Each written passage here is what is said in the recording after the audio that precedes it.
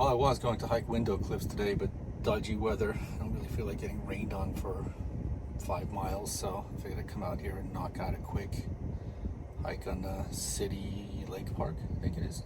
I've done this one a couple of times before, so this should be fairly quick and fun. It's got some beautiful waterfalls right at the end, so let's see what this is about.